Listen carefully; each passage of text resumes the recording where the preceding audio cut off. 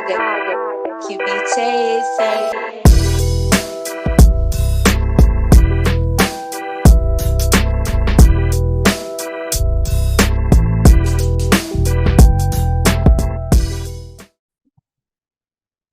G'day, listeners. This episode is proudly brought to you by our major sponsor, Gym Journal. Please use the code MATTER, all capitals, at checkout, and you'll receive a discount on your next purchase. Please find the link in the description. G'day, listeners, and welcome back to another very special episode of the Matter Mentality podcast, where we talk all things training, nutrition, and psychology to optimize your performance. I am joined by a very special guest, new friend, colleague from across the pond. I don't even know if it's across the pond. It's a very big pond. There's a lot of water in between. Trust me, we traveled it. There's a lot of water in between. But I'm joined by my friend, Michael, the health coach from Marek Health. He is a competitive NPC, IFBB bodybuilder, classic physique competitor, formerly physique competitor, and also a former EMT. Man, we got deep into your background. It was good fun. Yeah, real deep. Like, what else do you know? There's even got a calisthenics point of time in there. Dude did some bodyweight shit. Yeah. There was a skateboard and a pro BMX career at one point. What else you got? No, we got some we did some private investigating over there. We got that shit sorted. maybe we should stop right there. I think that's good enough. So. How we doing, brother?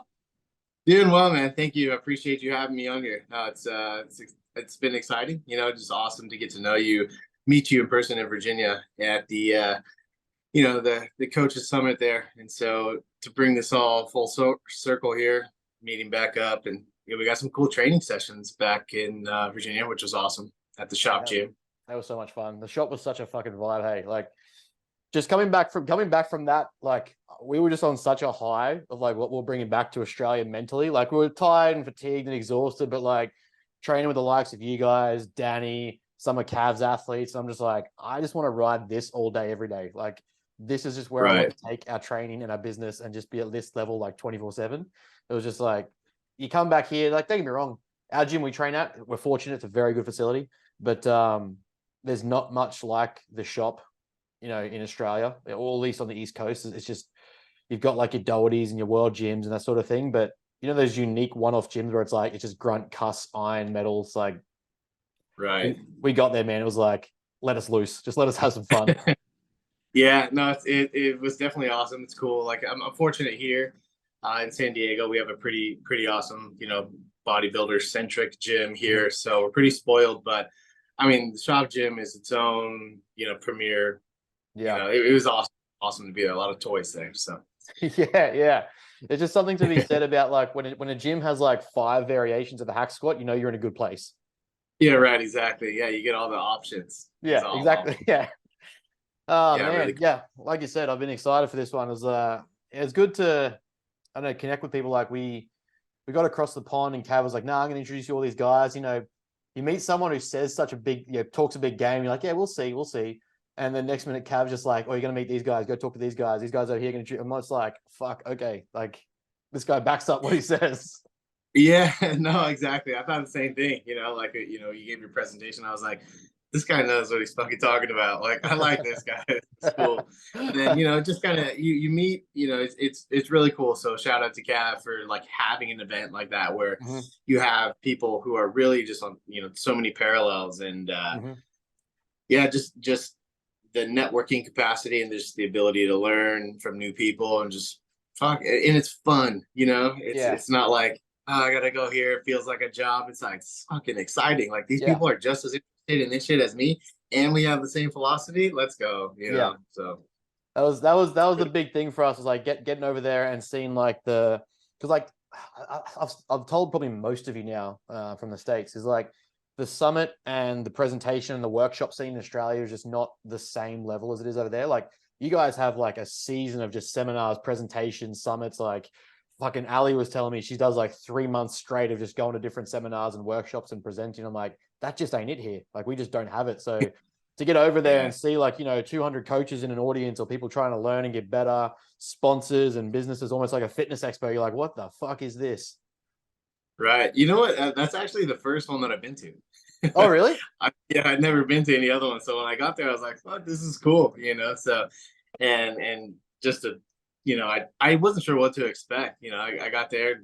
Obviously, we get to shoot the shit with Allie and hang out with her, and then Coach Cav, and then hanging with you guys is really cool. So hopefully get to attend more, do more, and then I don't know, man. Maybe you'll kick some off out there, and I'll head out that way.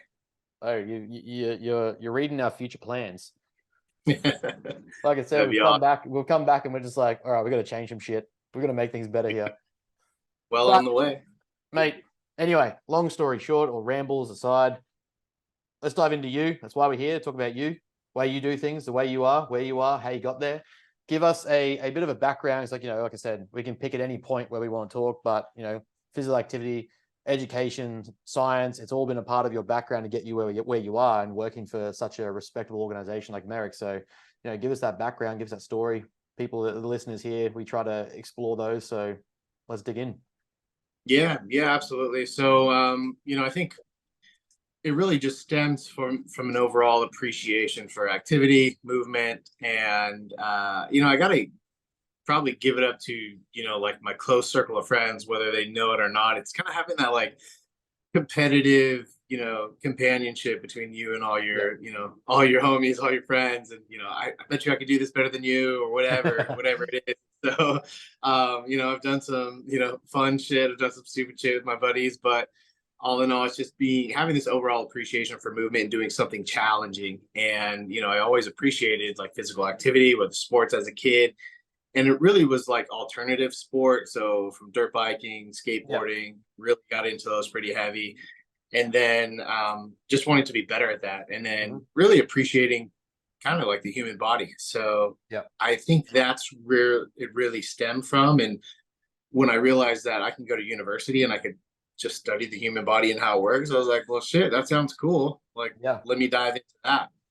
So the more I learned, the more I started feeling like I have a responsibility to teach other people what I'm learning. That's it. And, it just kind of came passively to me. And I never really wanted to be a coach because I didn't want it to be a job. Yeah. I thought, like, I don't want to do it as a job. I just want to enjoy it. But then the more I started kind of teaching, the more I felt like, well, I have a responsibility, but it also feels like a little bit of a superpower when you can help somebody and they change something, in their life for the better. So studied, got my bachelor's in kinesiology, my undergrad there. From there, I wasn't really sure what I wanted to do. I thought I maybe wanted to go like the clinical side. So I became an EMT. After I was an EMT, I became an exercise physiologist in cardiac rehab. So I worked there for a bit, which was super cool. Meanwhile, I was actually coaching little kids. So like on one end of the spectrum, I was teaching like, helping geriatric patients. And then on the other end, I was helping little kids like get into sports. And in between, I was just kind of doing my own thing. And that's when I dove into like calisthenics. I had already gone through the skateboarding thing, already got through the dirt biking thing, and really just started getting into, I don't know, I just want to learn how to do a handstand, which kind of stemmed from my buddies and I like, hey, I bet you I could fucking do a handstand longer than you. And like, it just kind of stemmed from there. So, I appreciate it. I like wanted to like have this aesthetic visual, like, I wanted to be aesthetic and I wanted to be, bigger, but I also wanted to learn how to do a handstand. So I kind of self-taught there, went through calisthenics, that whole thing, kind of competed in that little realm for a little bit. And I realized like the more weight I put on, the harder it was on my joints. And I'm like, I can't do this forever. I can't be doing it. So kind of stopped all that and, just kind of dove into bodybuilding from there. And just really having this appreciation for like, I wanted to learn more. I wanted to do more. So, I bounced around some other jobs from there, but I really still had this passion and desire to learn more about like health, fitness. So, I started personal training. I actually, I was managing a supplement shop for a couple of years and started my own supplement company with, the owner of the shop. So we did that. So I dove into the entire supplement side. From there, I kind of kickstarted my own personal training thing too. And what I actually probably didn't find out or mention yet, I for a very like kind of short period of time, I actually coached I coached like one of the 1% guys. traveled all over the world with him, toured the world. And I was just his personal trainer, which was super cool. Got to travel a little bit, experience different cultures and stuff. Yeah. After that, yeah, it was crazy, man. Yeah, we went all over. After that, that's when I just started coaching online and dove into different, I took Sam Miller's course, I've taken John Jewett's course, and then just learning as much as I could because I wanted to be better. From there, I actually heard about Marek a few different times, like on different podcasts and such. And so I really just reached out. It was like a shot in the dark one night. I shot over my resume and the email. I was like, hey, like, this is my background. This is what I do. And, I'd already been competing at that point for a little bit. And fortunately enough, they thought I was decent enough to be brought on. And here I am now working, full time as a health coach for them. So pretty awesome opportunity. Man, that's like that's a tale of stories in one lifespan. That's not even halfway yet. You're like, fuck, I didn't ask for that much. You could have just summed it up a little bit. No, bro, that's fantastic. That's what I love to hear. Because like that to me, like when you culminate all that, like your physical appreciation of the body is very much in tune with my psychological appreciation of the brain. Like when you combine the two things and you see like, that's why a lot of these conversations I like to have with people that are differently successful. And I try to get a variety of people to talk about things because, we talk about success and a lot of the time it's like, a movie star or a millionaire with houses and all that sort of shit, something like that, that standard criteria of success. But when you start to diversify and you look at different people, there's such commonalities among success, but even regardless of the field that they're in. So to me, like I view that same sort of process, but when I look at how can I learn more about the brain or the human mind or, mindset, mentality, how can I drive people better? Because at the end of the day, they're the tools and abilities and what we can possess and what can be done. It's just continually learning, continually pushing and trying to help people understand that it's not just like, oh, you're born with a mindset or you're born with the best physique. Taking that appreciation of what the brain can do, taking that appreciation of what the body can do, it allows us then to teach that to other people. And you just start to get like you said, that superpower of like unlocking something in someone. Like when I get them to view life differently, or I get them to start viewing like their timeline differently, or meditate more on like on stoicism around our potential lifespan and what you can do in such a short period of time. When it clicks in their head, you're just like, fuck, we did that. Same thing, like when you get an athlete on stage, we get through those preps, you get someone on stage that thought they'd never even lose, 10% body fat. Now they're sub 5. And you're just like, regardless of placing, you've got to appreciate that. Like we did that. Yeah. You just pushed your body through that, that level and to that degree. It's like, fuck, man, when you really stand back and appreciate it, it's like, regardless of placings, regardless of finish, it's fucking exciting for us as coaches to be like, we got there. Yeah, man, you really like hit it on the head there. It's kind of surreal, to like look back, especially, you get to show day and you're like, oh shit, like however many weeks of dieting or months of dieting, like I totally transformed. But it's not just physically, it's, mentally. What did you do to get there? It's a very, transformative, no pun intended, like process. So no, it's like to probably my favorite point about bodybuilding is, I find it's been over-sexualized and over-polarized by the wrong people. But when the genuine people do bodybuilding for the love of it, what it does, like when you really get into the journey of what bodybuilding competitively can do, there's such a profound level of mental and physical growth that comes from it that you can't experience in many other places. I've played pretty high level, like other degrees of sports, other degrees of interest and hobbies at decent levels, state rep titles. And you get to a point where it's like, even those things didn't match what I've learned from bodybuilding. Like they didn't push me to grow or develop or, tune my head mentally and physically the way that bodybuilding has. And the ones that I find love it tend to have the same sort of perspective. Yeah, absolutely, man. And I had a buddy who kind of said like, bodybuilding, like the true, I guess form of bodybuilding really happens like, when nobody's watching, behind the scenes, like when, nobody's looking, and it's those decisions you make in your head, whether to eat a certain way, wake up a certain time, go to bed a certain time, train a certain way, like all those things. And it really, it kind of standardizes and structures your entire life, and then it's like, oh, this is a lifestyle thing. And it really does. You can apply it to so many different areas. And I appreciate that so much. And I think a lot of people, they just see, surface level. They see the glitz, the glam of the show day, or they see what you're looking like in the gym, and they don't really recognize, until it clicks. And if you can, as a coach, when you can get them to understand that, when you reach that point, that pivotal point of it actually clicking, that's when it's like, fuck yeah, we did it. Like, Yeah. now you understand. Like, Now you get it. You weren't getting it before, but now you understand. yeah, exactly. So I think that point of like, we're not going to spend the whole time talking bodybuilding because we could, but the social medias, I think, have kind of like almost created this perception of ease when it comes to bodybuilding, because you see like you might see the odd post from your favorite pros, or like the amateurs that or you follow along, or high personalities. And then all of a sudden it's like, 6 months have gone by, and now there's a stage shot, the stage photos, there's nothing but repeated stage shots and the glamour of the day, behind the scenes shots, YouTube videos. And that's awesome, because we do it too, because it's fucking unreal. But it's like, because you only see those small glimpses, a lot of people go, oh, I can do that. And you're like, brother, you've barely supported a 20% deficit for 3 weeks, let alone, doing a prep for 6 months. We need to like really explore this and actually understand how hard this is going to be before you go, I can jump in there. Right. Literally, it's like jumping in the deep end with bricks on your feet and being like, I can swim. Yeah, exactly. Yeah, there's a whole lot to tackle there. And I think, when you have, somebody who's like a good coach, you kind of really set up those realistic expectations. And before you even start a prep, it's like, if somebody wants to do a show with me, I'm like, okay, I'm not going to take anybody that's already in the middle of a prep, unless they're like some high level athlete. We have like a couple of weeks, Yeah.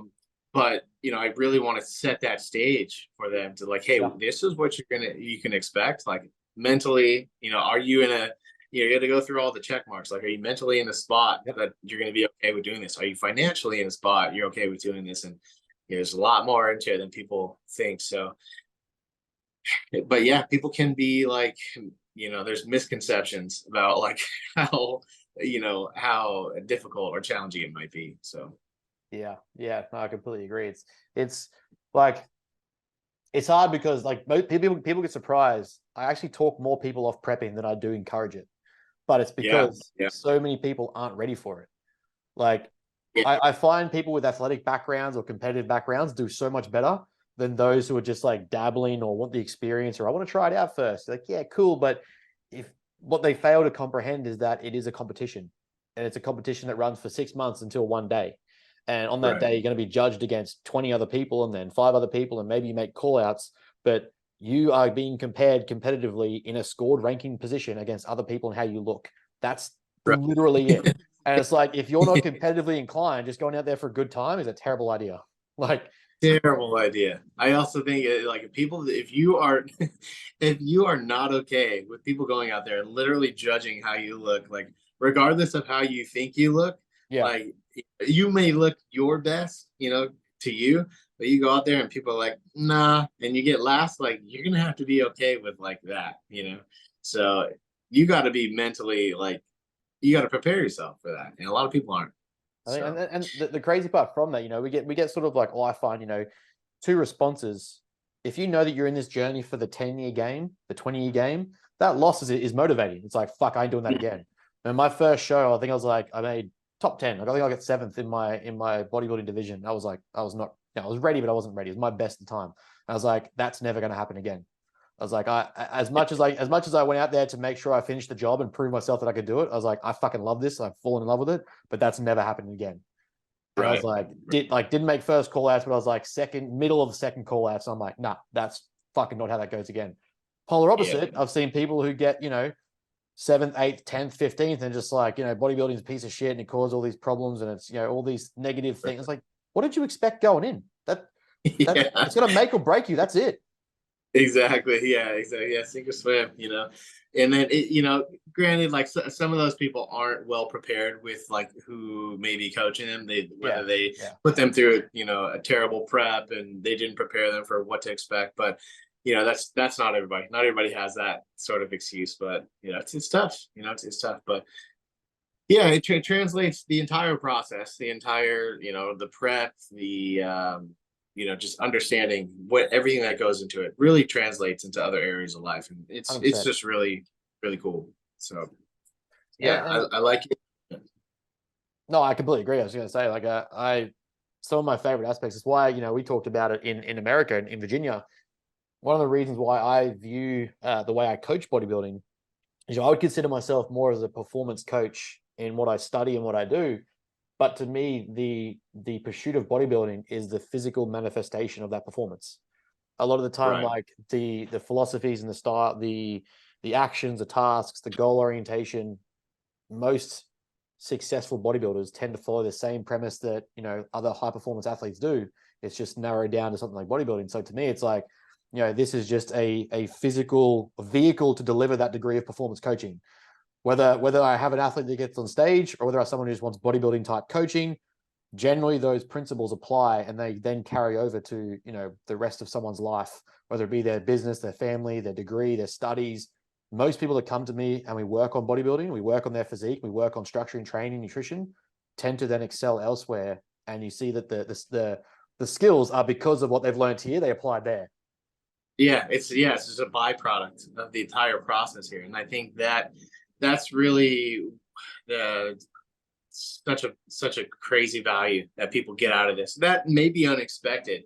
I think it is unexpected for a lot of different people, and it can literally like change, relationships, not just with people in their circle, but with themselves and how they see themselves, and kind of unlocking that within somebody where you can see like, wow, I'm mentally tough enough to go through this, like something, the hardest thing that they've ever done, doing something like that, going through that process.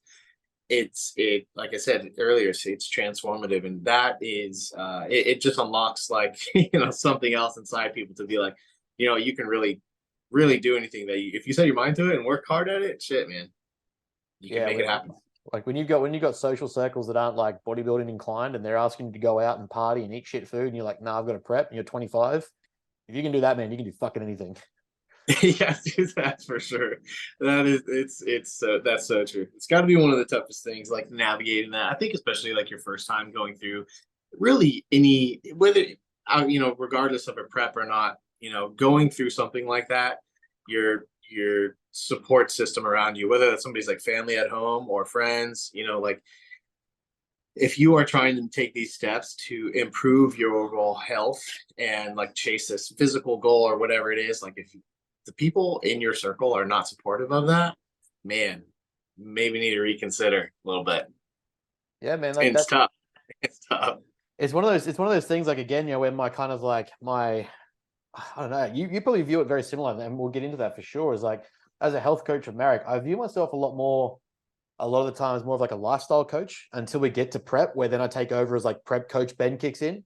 But a lot of the time, like, it becomes more of like, here's the plan for nutrition and training, but what does your fucking life look like? Like, before we even pull the trigger on a prep 12 months from now, do you actually have the friendship circle that will support this? Or do they just say they'll support it until it's time to have a drink and you say no?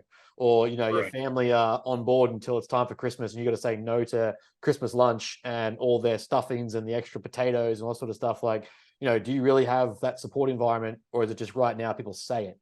Do you actually have the house environment, or is it just like, there's no cookies this week, but next week you might get some? Like, all that shit that starts to add up is like more of a lifestyle coach before prep even starts. Like, do we actually have these ducks in a row to go, bang, now we're prepping? Oh yeah, exactly. And I think, a lot of the time, the nicest transition from a lifestyle into prep is that not much changes, right? Yes. It's not much changes at all. Like, they're like, okay, like, I'm ready to start prep. Like, what's going to happen? Like, my life needs to change 180 degrees. Like, cool, I'm going to start going to bed at this time. I'm going to do this. I'm going to do that. Like, no, like, you need to have yourself so set up where all of these things are so important that when prep starts, it's a very smooth transition and not a whole lot changes. Yeah. So I talk about that all the time, Marek, outside of Marek, whatever, like, the people want the plan. They're like, hey, tell me what I got to do. I'm ready for it. And like, it's great. I love it. I'm here for it. I'm ready to tell people like all they need, answer all the questions.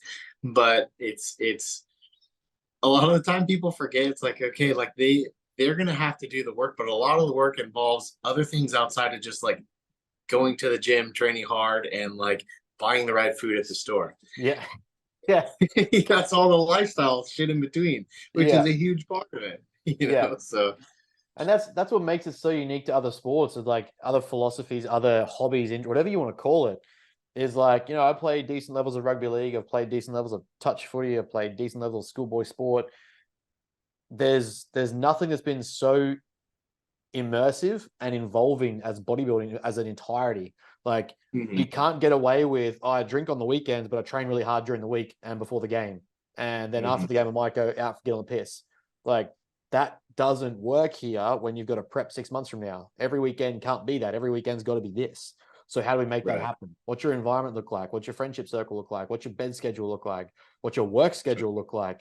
I think the Tropin guys did a really good post the other day. I think Justin Harris was talking about, if you're a laborer or a tradie or you have a particular craft, man, if you're getting 20, 30,000 steps a day on the job site, it's going to be fucking hard for you to grow and put food on.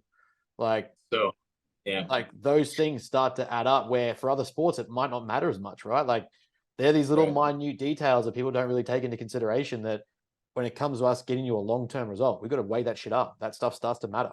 Are you turning down the beers after work? Are you getting to sleep on time? Are you getting more than 7 hours sleep? Or is it just 6 hours because that's what your work life allows? Like, there's so many times where I've had to pull clients out of a growth or a cut phase because life just didn't support it. And I was like, there's no point cutting right now for the next 4 weeks. You've got a new baby coming. You've got this happening. You've got this going on, like 41 different things. And you want to try and put in a deficit at the same time? Like, get the fuck out of here. That's just, we're not doing that. Yeah, man. It's just, I think that's the thing. It's like just setting up these realistic expectations. You're like, I love, you're ambitious enough to like try and go for it. I love it, but you're really not set up for those things. It's, whether that's people who, like whether they work a physically demanding job in like the trades, or whether they're like a nurse or a doctor or like a police officer or something like that, working these 12-hour shifts. Oh shit, somebody called out sick, so now I work a 24-hour shift. Like, it is so hard. And it's one of those things where, like you said, bodybuilding in this entire process, it's all encompassing. And the biggest thing is that it's completely unforgiving in terms of, like, if your body is like, literally a report card. Like, I'm gonna know whether or not you fucked off on the weekend and drank or ate like shit. And I'm going to know if you stayed up for like 12, 24 hours, whether it's with your newborn baby or whatever, like your body's going to know. And then we're going to see that response, in your check-in, or you're going to see it in your performance. You're going to see it in your energy levels, all this stuff. So the body is unforgiving in that way, but it's also very, it's very telling. So you really have to, it's just putting that into perspective a lot of the time is what I'm doing. Letting people know, like, hey, like this may not be the best route to go right now, or we probably aren't going to get here within this time frame, considering XYZ. So very much agree with that. I think that's good. Like, that to me is signs of good coaching, right? Like, to have that honesty as a coach, where you might risk losing that client because you're like, hey, you know what? I've nailed this consult, or we've had this conversation. You're going to sign up, but if I tell you the truth, you might not want to hear it, and you might go to another coach who might lie to you. And the way that we're going to approach that, it might be 12 months before we prep, not 6. But that 12 months lands you in a much better position financially, emotionally, psychologically, relationally, physically, like your actual body presentation. Like, everything leads to a better end outcome if we delay. But it's whether or not you're ready to hear that. But we as coaches have to step up and say, like, that's just the way it is. That might not be the best route for you right now. Right, exactly. And I think, just we live in this state where people want things so quick and so fast. It's kind of like Amazon era. It's like, I need something on Amazon. Cool, it's gonna be delivered next day. Shit, maybe even today. And so we live in this era. And then, obviously social media plays into that as well. It's like, I need things now. And the good coaches, like you're saying, like, you really set somebody up, and the starting point for any transformation really matters. So just setting up those realistic expectations from the starting point. And, you can hire anybody that's going to be like a yes man, tell you exactly what you want to hear. Sure. But, a couple months down the road, if you're not where you want to be or need to be, then you really start to kind of weed out, like, okay, maybe the guy I was talking to who told me what I did. Might go back to him. Yeah, exactly. So, Mate, let's go back a bit, because I think there's a bit of interesting history there, and what you can take away from coaching more senior patients or coaching, training, being in that sort of like physical therapy realm, what did you find most interesting there? Because like from that, obviously you've gone from there and gone, no, I want to get more into health coaching or more athletic coaching, but there's obviously something in there you've taken away and gone, this is actually like I can take from this and I can apply this to people. Like, what did you find, I guess, most interesting in that more senior coaching route or elderly patient route, I guess? Yeah, you know what? Like I think a lot of it. That's a great question. So there were some patients in there who were really there because that's it was the only type of movement that they could do, and they were trying their hardest just to. They're really there just like because they know they need to be there to survive. Really, like just enhance their activity. There were also some in there who had that same mindset, who were there to like experience, go through this PT, this kind of monitored cardiac rehab, so that way they can still get their activity in a safe way. Yeah, man, I believe she was like 85. I saw a video of it. She was doing push-ups. It was phenomenal. Just this older married couple still like crushing it. And then, on the other side, there's people who really needed like all the help that they can get. Yeah. And I think the biggest thing that I took away from that is like, how do we make this less reactive and more proactive? Yeah.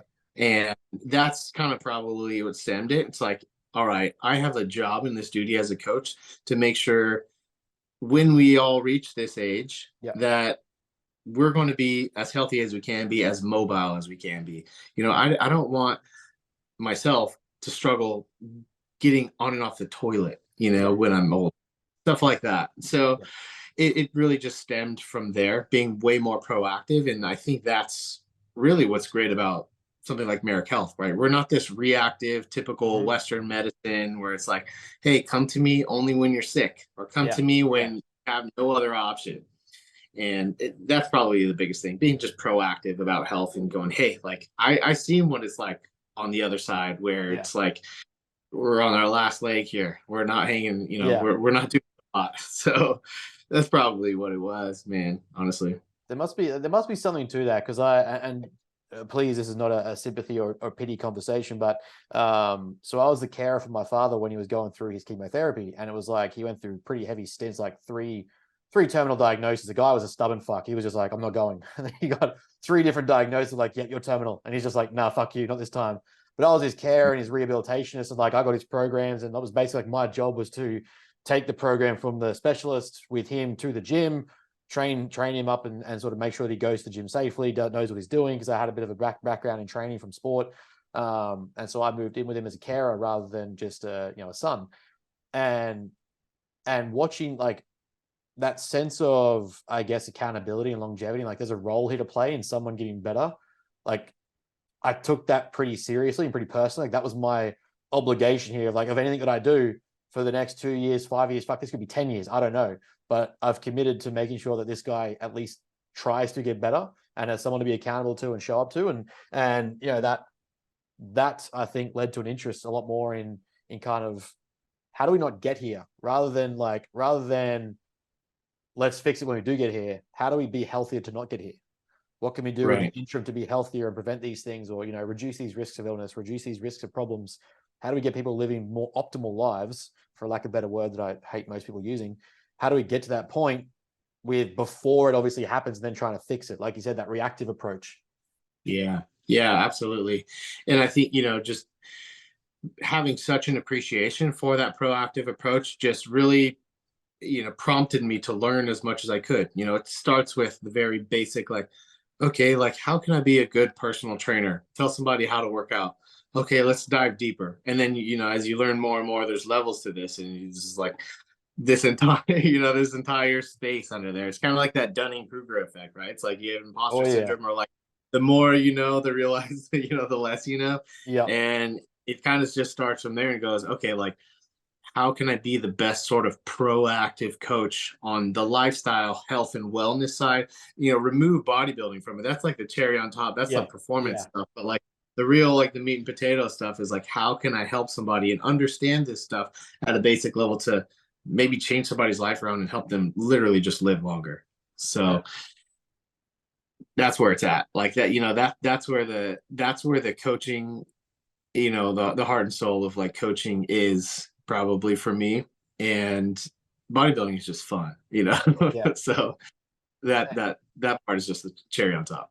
That's what I try to, I was trying to talk about that at the conferences. Everyone wants to be this, I'm going to train all my clients to be elite bodybuilders and elite athletes. And I asked that question and I was like, who here coaches actual bodybuilders? Like literally at like a state or national level. And I think you, me, and Justin Harris put a hand up.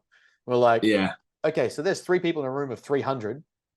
How many of your clients actually require, 5-day body split programs with specific calories and specific like macronutrients, and there has to be at this level and this specificity, 1% margin of error, otherwise you're a failure. Like, how many actually require that? And then you dive into it, you realize like we get so caught up in this idea that health coaching is like, here's a bodybuilding program and chicken and broccoli. It's like, brother, that's so far from what it actually is when it comes to like genuine coaching and like health intervention, but health proactivity. And you're like, Right. like, don't get me wrong, moving more is great, but do you really like I said, I'd rather have a mum who can get 3 days a week than program her 6 days a week and make her feel like shit because she can only do it twice. Like, let's get you into the gym just moving, get a step target, do an activity, go outside, go for a fucking walk, like train twice a day, try and train twice a week and go for a walk. Like, no, like 0.111% of the population of bodybuilders. So why the fuck are we treating 99% of people like they're bodybuilders? I know that's the thing, that is, you nailed it there. That's exactly right. You can't really take this like small niche of like how you coach somebody and just like, well, I'm just gonna blanket this over everybody, but to give them, those people credit who, maybe it's just like your average mom who's just like trying to hold it together, keep the family together, get the kids fed, get them to bed on time, go to school, whatever. It's like, all the hype in what you see on social media is like it's the most aesthetic, and so it's like, okay, well, how do I achieve that? And this is where people like go to extremes, Yeah. I'm just gonna do keto. Never tried it before. Whatever. I'm just gonna hop. Looks like the right idea. Yeah, it looks like the right idea. But not only that, like they'll try keto, but then they'll just like try it all, right? They're like, well, I'm gonna do keto and intermittent fasting. I'm gonna do that too. And you see it all, and people go. And I'm gonna do 5 group classes a week. Yeah, that too. It's like, hold on, like slow down, like let's relax, like let's take a step back, and and this, that's where the true coaching comes to play. And it's like you really have to figure somebody out. Like, how do they operate on a daily basis? What does their lifestyle look like? What is their day to day? And you got to bring me into that, because I need to know what that's like. Because I mean, I can tell anybody, hey, eat nutrient dense foods, get some movement in, get 8 hours of sleep. Like, anybody knows that, but how do you navigate around this appropriately? That's the art of coaching. Right? Yeah. And that's something like, I think, especially getting into psychology as my subject, like, my degree, and where learning those things is so exciting to me. Because it's like, even I have to admit and go back where I was like, I was wrong. I was wrong as an upcoming coach and trainer and athlete. Like, that stuff came easy to me because that's what I've known forever. Like, train, do your training, move more. The only times I felt worse in my life was when I wasn't doing the things I know that I could do, which was, train properly, eat more, train harder, sleep better, all that shit. When I went away from that is when I felt worse. But 99% of people live in that worse and they don't know it. They don't know those things to even go, I could do better.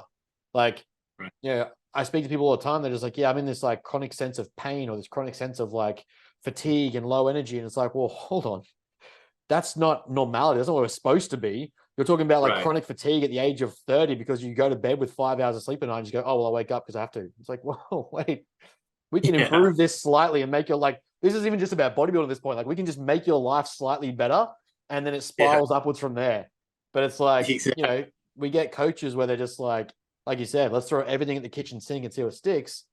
Man, I don't know about you, but I find so much more consistent result when it's like, let's implement 2 or 3 things for the next fortnight. Right. Exactly. You have to, like, one step at a time here. hold on, like, and that's even a lot of the times they'll press for more too.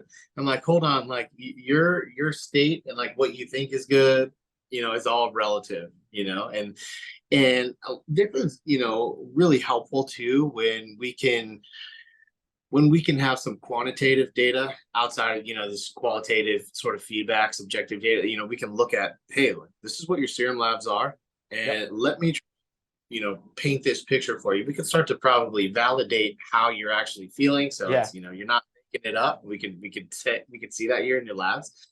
But yeah, we just want to put all these pieces together. We're going to start like just a little bit at a time, and figure this process out. And that doesn't mean like throwing all this like pharmaceutical or all these medications at you. It's just like let's figure out the lifestyle stuff first. Yeah. And then we'll go from there. Man, that's what it amuses me when I see like Marek content. I just go through, especially when Ali's on, because I love Ali. And like, well, I'll go through like the post when she gets posted, and everyone's just like, all you guys do is just like cram in drugs and cram in this and that, cram in like, overdose and blah blah. You're all cheaters. I'm like, hold the fucking phone here. Like, yes, sure. Like we're looking at like increasing some TRT, or we're introducing something. But firstly, are you healthy? How do we get to a point of optimal hormonal profiles and blood panels first to go, now we introduce something even better? Like it's so normal that people operate at such suboptimal ranges and levels that the second you talk about being better, it's like this weird taboo, cheating, you're a scumbag, like this weird concept of like, oh fuck, this guy wants to get healthier than me, screw him. As a versus like, why don't we all get healthier and fucking, set a new bar? It's like, fuck, you're getting healthier than me. I know. It's, and then the internet, people are so like polarized, and people have all of their camps. It's like, you have the natural side or the vegan side, or like somebody touches like, they need some hormonal replacement to some degree, and then it's all of a sudden it's like, oh fuck, this guy is a cheater, whatever it is. Like it's just the internet's crazy and relentless and unforgiving, and it's like I talk more people out of testosterone than I do like recommending it or suggesting it. It's obviously it's not my call. I'm not a provider. I'm not the one saying, yeah, sure, you can have it. But I talk a lot of people out of it. I get a lot of people like, hey, I think I need testosterone because of XYZ, and I'm like, what does your lifestyle look like, or what's going on here? Yeah. Like, no, like you should. This is a lifelong commitment. Like, I made that commitment without actually realizing I made that commitment. Even when I was younger. So let me walk you back through all the mistakes I made first and see if I'm trying to do that. So it's tough, but it's nice to be able to, people. I like to use myself as an example, just because I'm like, look, I've been through it, the highs and the lows, and I was basically my own science experiment, and I didn't know what to do. I wish Marek was around years ago, right? For myself. When I tell people, I'm like, one of my biggest passions as a coach is I look at who I needed coming up, and that's who I want to be.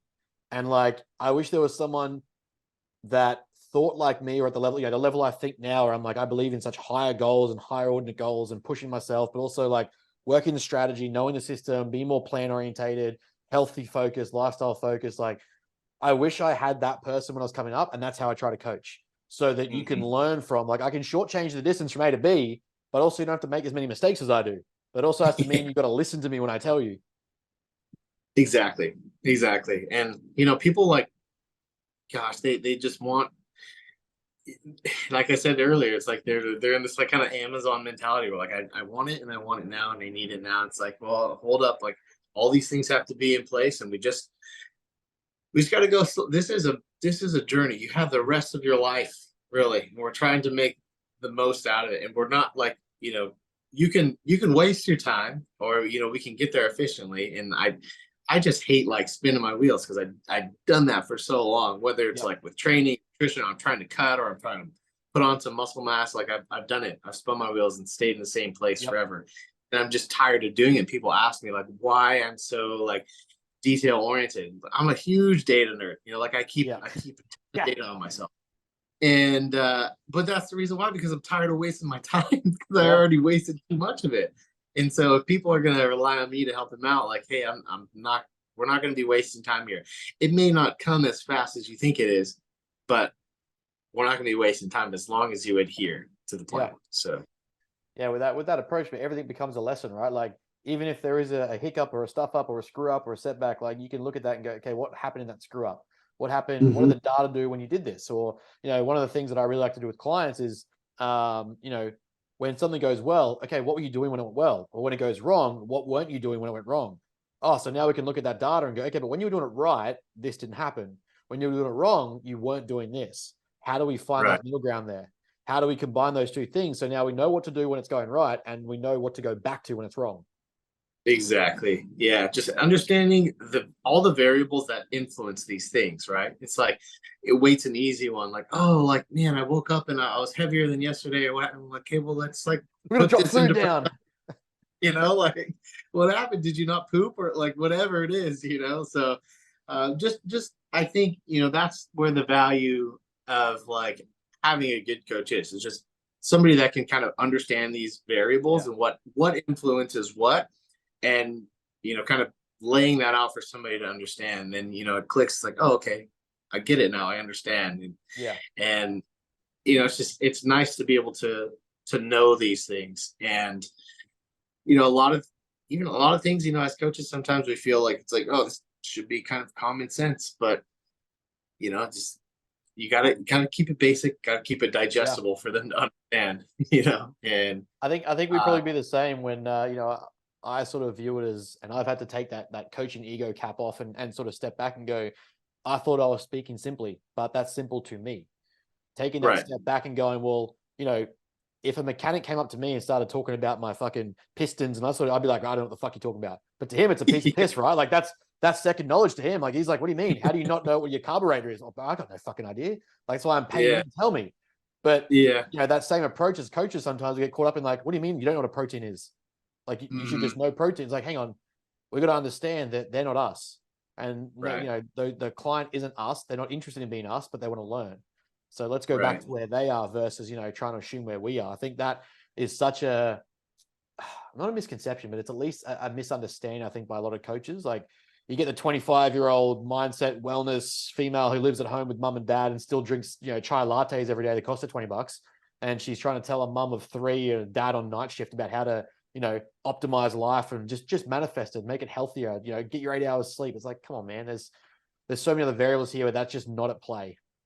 Right. Yeah, exactly. So there it is, man. The value of like a good coach and knowing like how to relay this information in a easily digestible way, but in a way where it doesn't, you're not like intimidating or condescending in any way. Like you really are receptive to questions, concerns, anything like that, and then you help just teach people, and then that's really it. And like, hey, the goal here, like I don't want to coach you 10 years from now. Like I don't mind, for the accountability thing, that's great. But if I could just teach you everything that I know, you won't need me. You won't need me. Yeah. And that's really the goal. And then you go teach somebody else. Yeah. And that's really the goal. Yeah, that's man. And I want to go back because like I feel a bit of I have a feeling if we look at the philosophy, I guess, of what you've taken from your degree in kinesiology and looking at movement, especially with elderly, and then we go into like EMT. At a certain degree, it's almost like the look at life for you has impacted in the philosophy you apply to coaching. When you look at those sort of like those realms, I guess, like if you could dive into that a little bit, there would have been some things you saw as an EMT, the things you definitely work with as like with elderly patients where you're like, life is more than being sick, injured, or dead. Like there's got to be more to it than that. Yeah, absolutely. I think you just really over the course of it, it's still at the root level, like kind of appreciating how the human body works on all degrees, on all levels, right? And I almost wish I did it in the opposite way, where like as an EMT, like I learned what I did, like biomechanics, everything like that, kinesiology, and I would say like it's a little bit more than a surface level, like nutrition, understand like all of that, like physiology, but the amount that I know now it would really have supported like all the clinical stuff that I had seen. Like you recognize signs and symptoms of somebody like, uh-oh, like what's going on with this person? And you're thrown in it too. Like when you're thrown in the mix, it's like it can be like a shock when you see somebody in a state where you're not used to seeing people.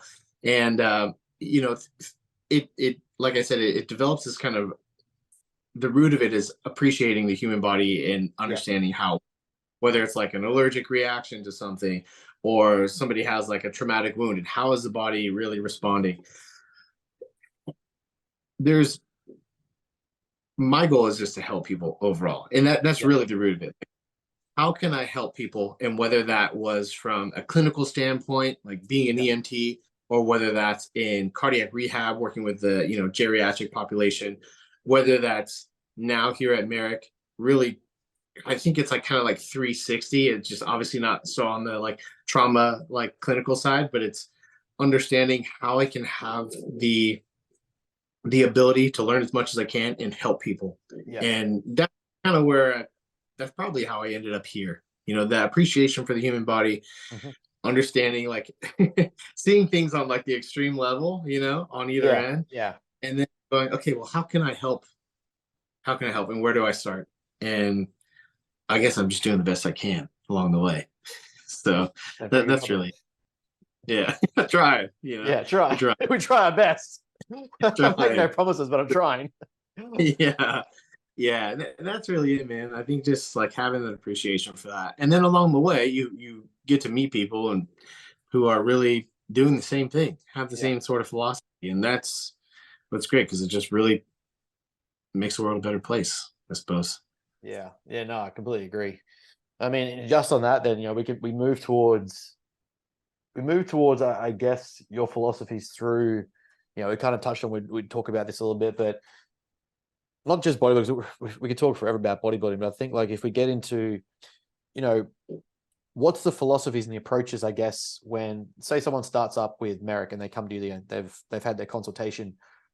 How does that journey work? Because it's such a different realm of coaching now. Like to have that proactive hormonal optimization, health focused, preventative health aspect versus the American model. With all due respect to America, it is very reactive based as a model for medical care.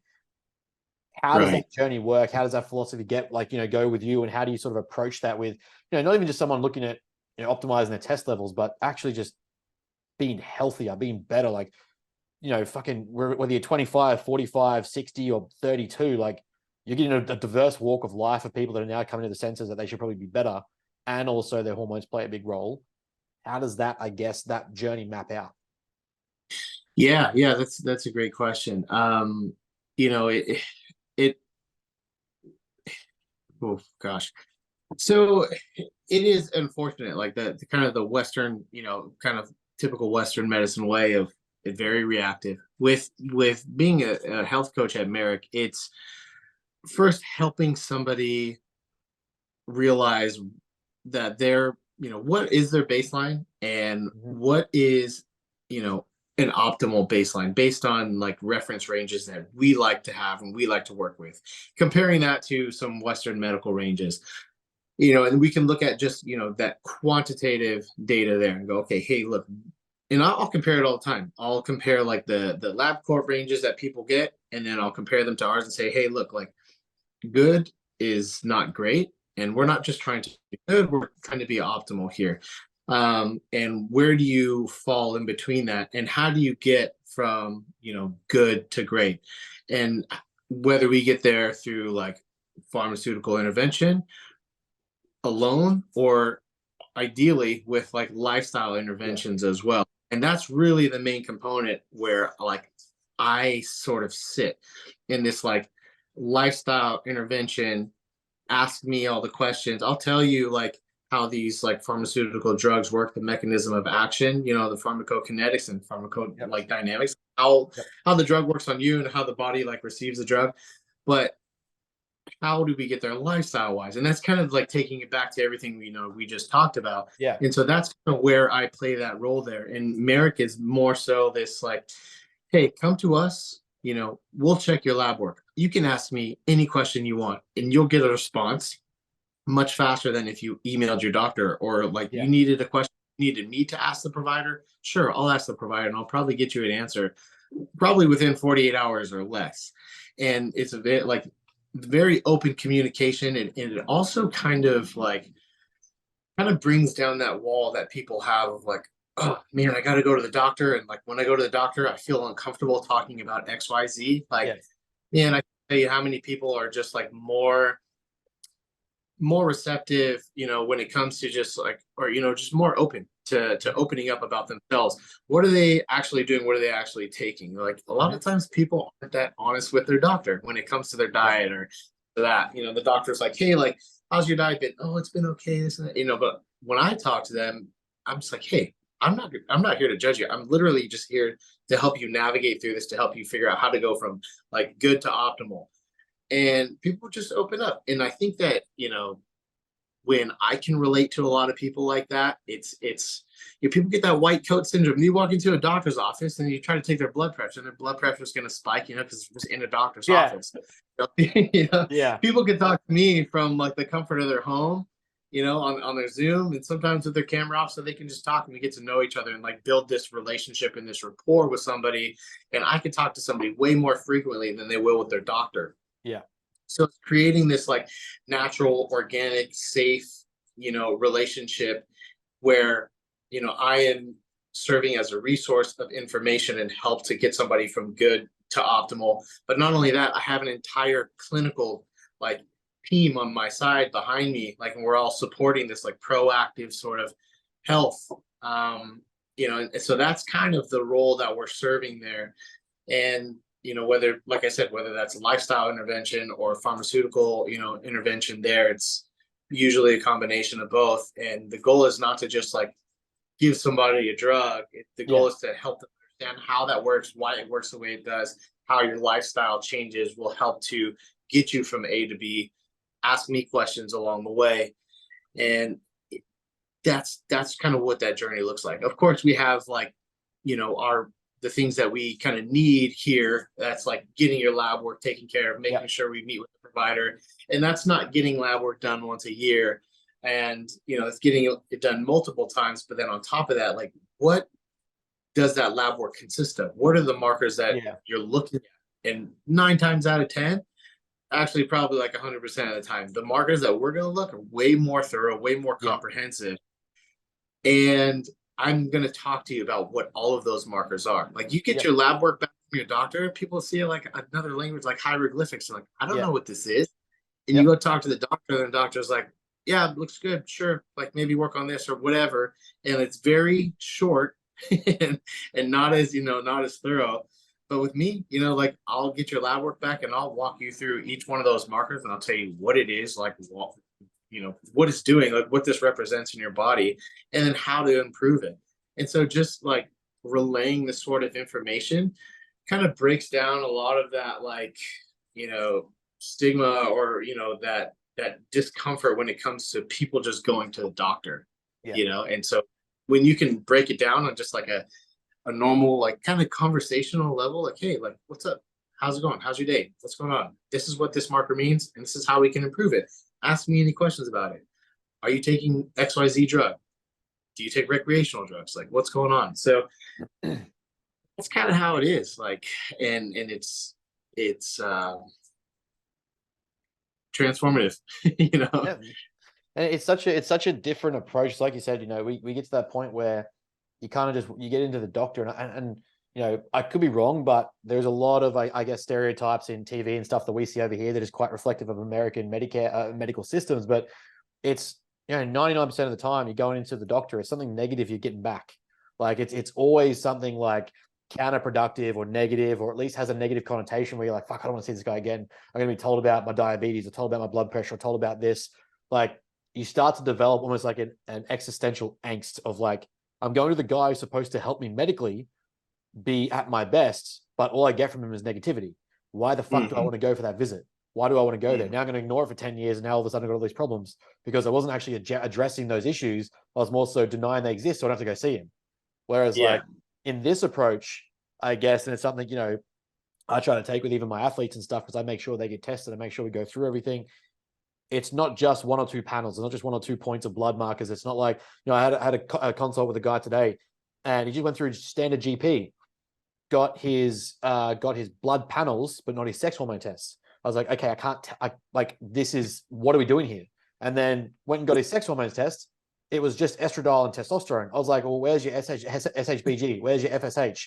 Where's your free test? Like, where are these things that start to tell the story?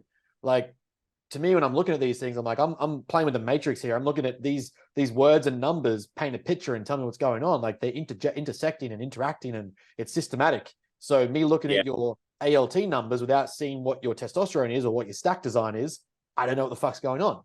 Like, we're leaving clues out of the story. And because doctors don't care that you're a bodybuilder, powerlifter, strongman, elite athlete, whatever, they're just going, oh, yeah, it's like normative ranges. And like you said, those normative ranges are based on the average of the entire population. Yeah. So when you look at those numbers, right, it's like, well, fuck, we go through America and Australia right now, Western culture, those averages are fucking terrible. So just because you're in average or in the normal range, what's normal right now is terrible. Yeah. So that's not a good thing. Yeah, not a good thing at all. Yeah, we want those ranges to be like like a younger, healthy, like, just living like the healthiest sort of lifestyle somebody can live. We want the blood values of that. We want the average of that. We don't want the average of, like, if you just reach down and pick your hand out, like pick a handful out of the population. No, I don't want that. Yeah, like they're gonna be I was talking diabetic. about at the fucking comment. At the summit. Only 36 million Americans tick the boxes required of, not even 36 million, I think it'd be less than that if you actually equate it totally. Recommended serves of vegetables a day, recommended serves of fruit a day, recommended serves of general activity, health markers, like sleep markers, and aerobic activity, as well as resistance training. Less than a quarter of them, maybe like 5% of Americans total do that. We have a population of 360 million people. You reach down and pick out that general population of 1,000 to create an average, a bell curve. I don't want to be in that average. Like, I want to be 3 standard deviations away. Like, that's not fucking normal to me. Like, I'm not going, oh, I'm good because of those numbers. Like, that to me, it's so indicative of how lazy the system is at looking at health. It's like, oh yeah, you're normal for what's normal right now, but what normal right now is fucking terrible. Yeah, exactly. And so this is a very, like, progressive way. To me, when I first found out about something like Marek and what, the vision here, what we have to offer, it's like, to me, that's the future of health. It's like, cool, we can be here, be proactive. Not only that, but like, you don't have people here that don't want to be here, you have everybody here who wants to be here. We're not like, I need to find a job somewhere to, like, pay me so I could just do the things that I want to do. Like, no, we are all, like, nerds about this stuff. We care about it. We're passionate about it. And, one way or form or another. And so when you have people that, like, really want to be here, really care about their job, and then, you pair that with, like, progressive health, and it's unlike anything that exists now. So it's really cool space to be in. It's a weird sense, I think, like, I don't know about you, but me as a coach in what I do, I'm still challenged by people today, like, get a real job, but I get such a sense of fulfillment in what we get to do that's so beyond the normal route of people. Like, people struggle to comprehend what I do for a job, or what I do for work, or how my business makes money, or like why it's so succeeding. And I'm like, I literally got to travel for this job. Like, to me, it's so much fun. And it's like, I'm more passionately excited about you getting your results than you are. But that's like, it's so fucking fun to me. Like, yeah, there's low days, there's exhausting days, there's emotional days, there's frustrating days, but it's like, in amongst all of that, I get to do the thing I love for a job and get paid for it by people who want to help themselves. How fucking fun is that? Yeah, absolutely. And that's it, man. That's the core of it, really. And I think that, like, there is no better job, really. To me, like, if you could ask me, like, the job in high school, right? You're like, fuck, what would I love to get paid for? Training people, making them healthier, getting them jacked, and spending time in the gym. What? Yeah, right. I get to work out. I get to train people, coach people. I get to learn all this stuff. Like, say less. So it's a blessing. But credit to the work ethic and the dedication and discipline for all the coaches out there who are just really trying to do their best and be their best that they can, and as much as they can, and that's the thing I think with the coaches here is we, a lot of, unfortunately, kind of that Western medicine style, they get to their job, they have their own clinic or office, and then that's kind of it in terms of they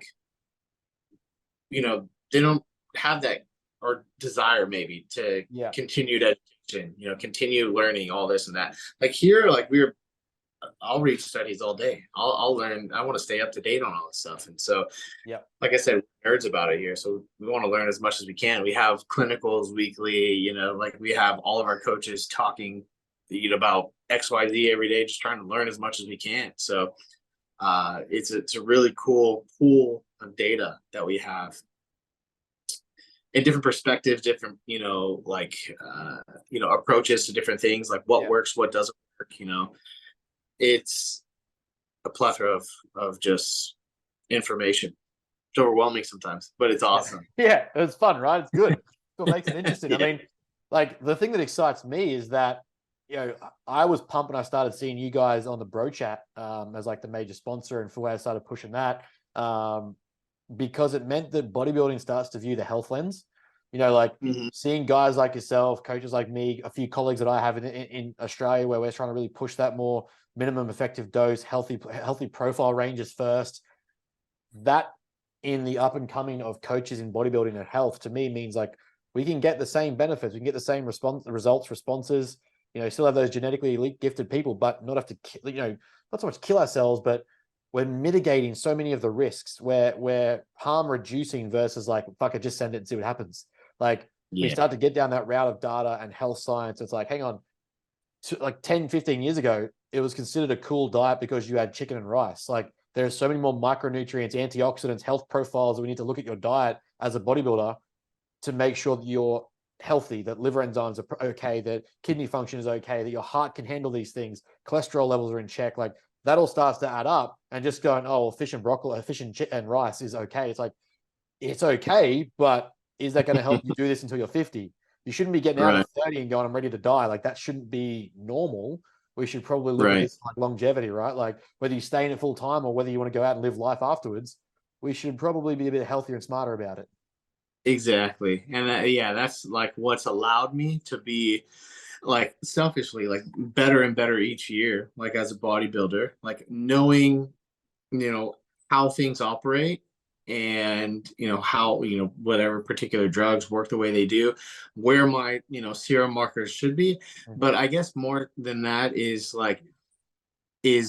for myself and for my clients and for anybody who asks, making more informed decisions about and knowing the risk you're going to take before you accept the risk. Especially for our females, what is it that you're taking, and do you know what it is you're taking? Do you know the risks associated with this?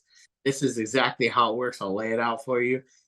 If you are okay with that, and then by all means, go for it. But what you shouldn't do is just not be informed and then just decide to take all these XYZ. The coach said this. Okay. Yeah, exactly. Wait, what? So I've definitely, had to, have more challenging and difficult talks, with some females, about what it is that they're taking, or they were taking, or were suggested to take. It's hey, no, this is how this works. This is what may happen if you take, this for this dosage and this duration. If you're okay with that, then cool. But I want you to know that this is what you can expect. So, I mean, you can do it. It's not ideal, but if you choose to do it, that's on you. Yeah, exactly. Just be informed, make more informed decisions. So, and that's I could talk about that all day. Do you we'll wrap up shortly because again, we could talk fucking bodybuilding training philosophies all day. We've both done J3. We've both gone through that route of education as well, and just obviously our own experiences. How do you find, I guess, and we've probably already established this really, but I'm going to just throw it out there. the way that you approach getting someone ready for TRT or getting ready for, if you go down that hormonal route, getting that lifestyle like corrections right first, is there much difference between that and getting someone ready for a prep with you? Because I feel like, to me, it's a very similar process. When I look at my guys, and even the non-competitors who want to go down the more like super physiological dose realm, I'll still make sure that they're in a position, health-wise, lifestyle-wise, mentally-wise, to support that choice with knowledge and as much expertise as possible. And then it's up to them what they do. But that I guess you might call it like a preload phase or a pre-preparation phase. It's very similar to me to get them ready either to go to the prep phase or to use exogenous hormones. But it's like, very similar protocol, I guess, or process of getting to that point. Yeah, it really is, because I mean, if you kind of lay it out to them, like you're not going to make the most out of your test or whatever these dosages are if everything else is not already aligned. Yeah. And so I think and what happens is people find this out, whether they have everything like appropriately aligned or not. And so, a lot of the time people will start on their, whether it's TRT or even they decide to push things to super physiological doses.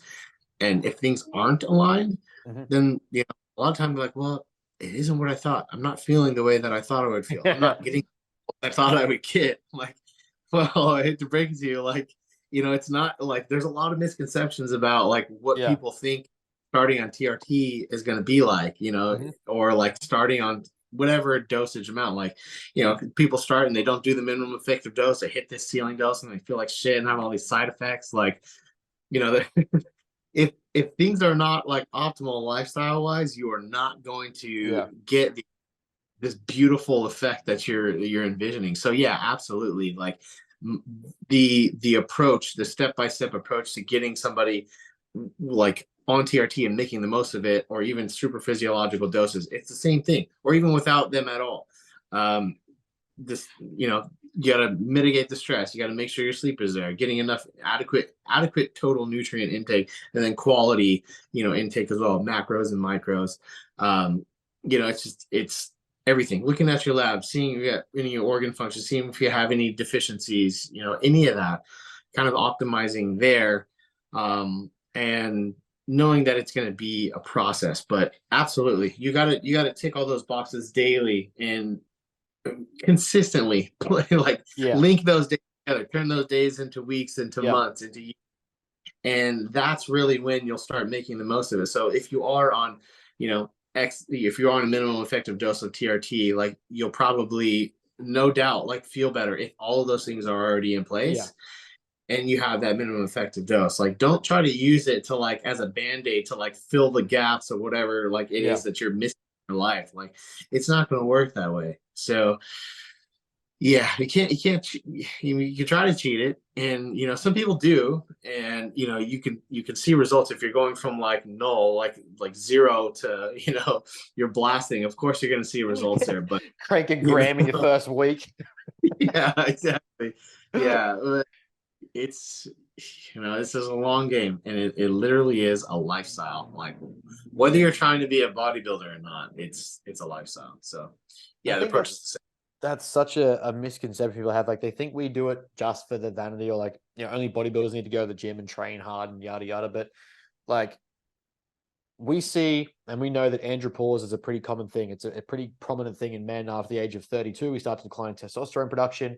There's all this advertising data. There's running campaigns. There's health campaigns for menopause, but there's such little advocacy and knowledge out there for andropause and what happens to men when it declines.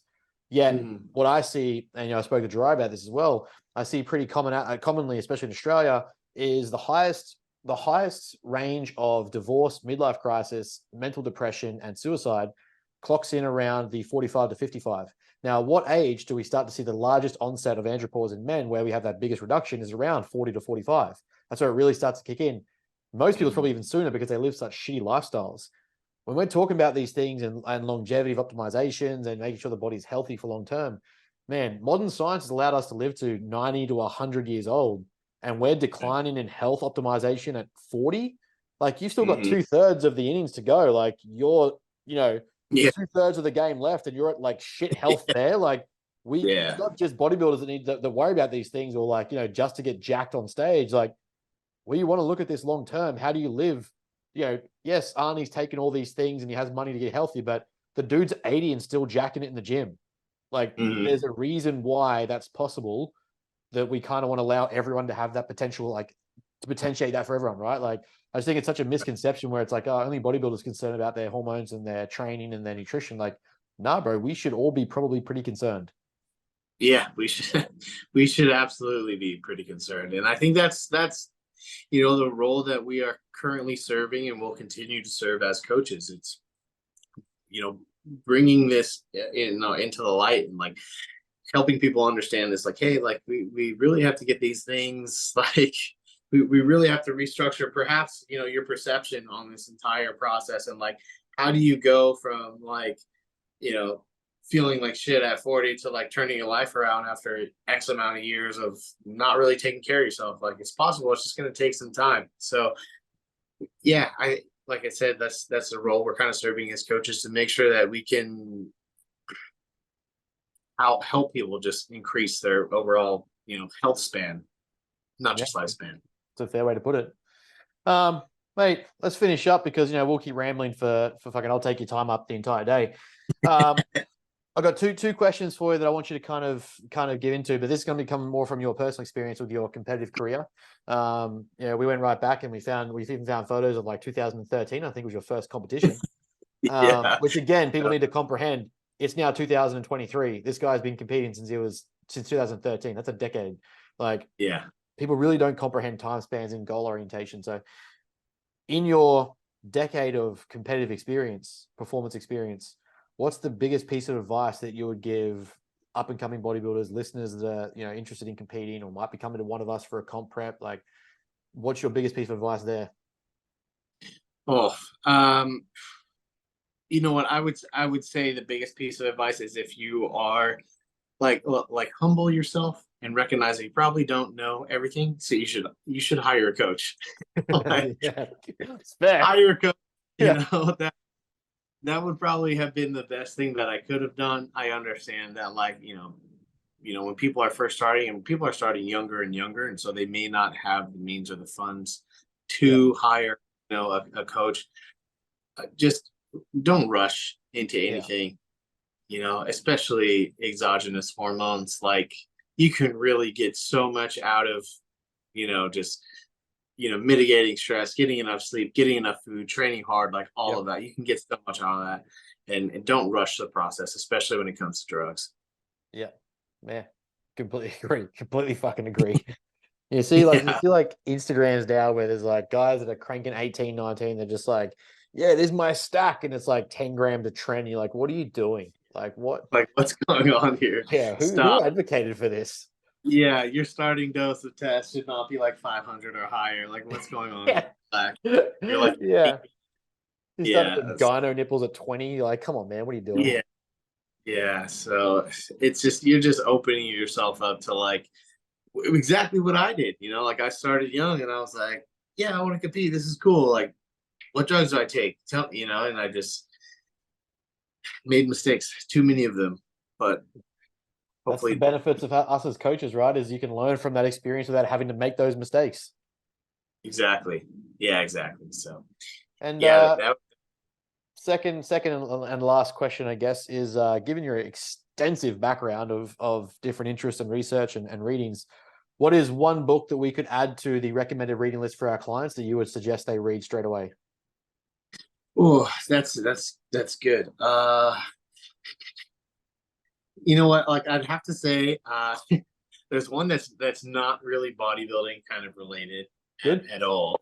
I really like The Go-Giver. It's a really good book. Okay. The Go-Giver. Your true worth is determined by how much more you give in value than you take in payment. That's one of the that from that book that like I live by.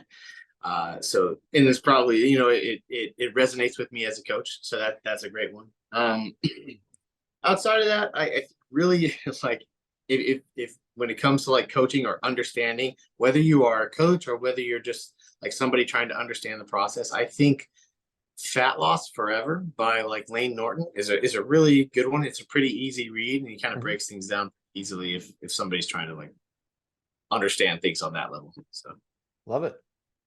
Mate, yeah, appreciate your time. Like I said, we could have kept talking for 3 more fucking hours, really. So, yeah, no doubt there'll be follow-up convos and stuff we'll probably have again in the future. Have you got any comps coming up? Anything that we need to be on the lookout for that people can follow along with, or any events or seminars you guys are running? I will be at Silverback. I'll be at Swiss, and then I'll be at Silverback in November. But no competition for me the rest of this year, maybe next year, but shoot, it might even be till 2025. I'm trying to, I gotta hide away and take the time, put on some muscle mass. It's not easy, and it doesn't come quick. So maybe 2025 I'll be back up on stage. So we'll Love see. it. All right, brother. That is it from us, my friend. I appreciate it, and thank you everyone for tuning in. Thank you so much, man. I appreciate the time, the energy, obviously, like just the opportunity here to speak, to conversate with you, and about cool shit, dude. I can talk all night about it. So thank you. I appreciate it. I look forward to the next one. Appreciate it, brother.